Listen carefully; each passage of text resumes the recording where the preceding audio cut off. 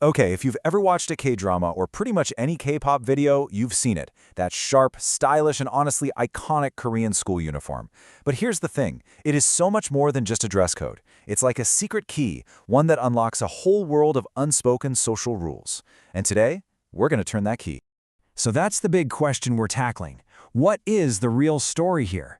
Because that perfectly tailored blazer, that pleated skirt, it's not just fabric and thread. No, it carries this hidden narrative about history, about identity, and a whole lot of social pressure.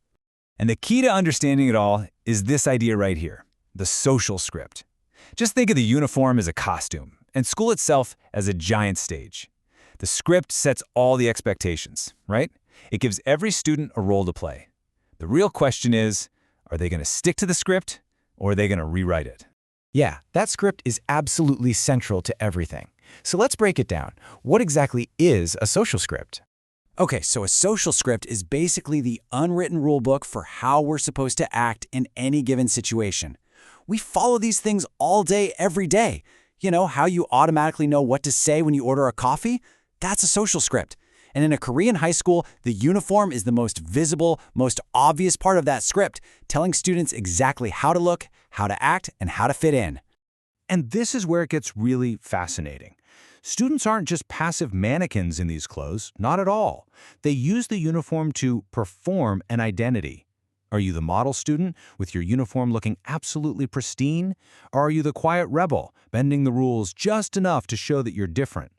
But to really get a handle on this script, we have to go back to the beginning. We have to look at its origins. Because this whole story doesn't start in the world of high fashion, it actually begins in a much, much darker period of history, a time of control.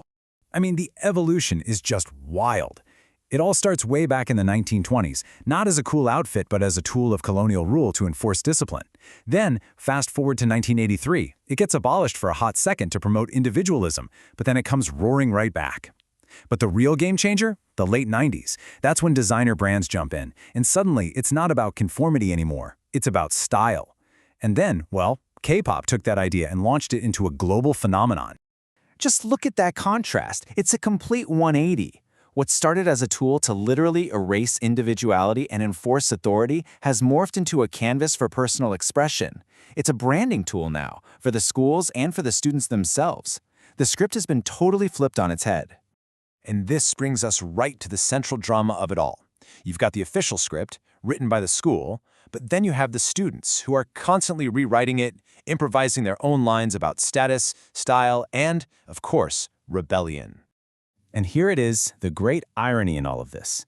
You know, the main argument for school uniforms is that they make everyone equal, that they erase class differences. But in South Korea, the exact opposite has happened.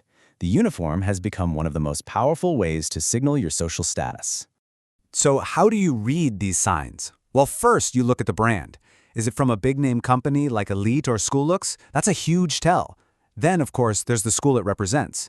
A uniform from a top-tier private school? That's like wearing a designer label. And finally, you look for the little things, the subtle, expensive alterations that kind of whisper, I can afford to customize this. And this daily tug-of-war is where the script gets so interesting. For every single rule the school makes, the students have a rewrite. The official rule says the skirt has to touch the knee. The student rewrite? Roll the waistband up. The school says no makeup. The students perfect the no makeup look. It's not just breaking rules, it's a creative act. It's how they build an identity within the system. So where does all of this leave the uniform today? In the 21st century, what does the final act of this social script actually look like? Well, for one thing, let's be clear. This is big, big business. We are way past a simple school requirement here. With designer brands pushing costs higher and higher, the school uniform industry is massive, worth hundreds of millions of dollars a year, all built around these ideas of status and style. So, ultimately, that's what this all boils down to. The uniform isn't some static piece of clothing. It's a living, breathing symbol, caught in this constant negotiation. The school writes the script, sure, but it's the students, through their little tweaks and choices, who deliver the final, unforgettable performance. And this leaves us with a really fascinating question for the future, doesn't it? In a world that values personal expression and being unique more and more, can a script that's based on conformity even survive? Or are we watching it get totally rewritten for good? right here and now. When you step back and look at it, the Korean school uniform is just a masterclass in social symbolism. It's a piece of clothing designed to make everyone look the same, but somehow it ends up telling you everything about who a person is and who they want to be. It's a piece of clothing that, ironically, reveals so much more than it ever tries to conceal.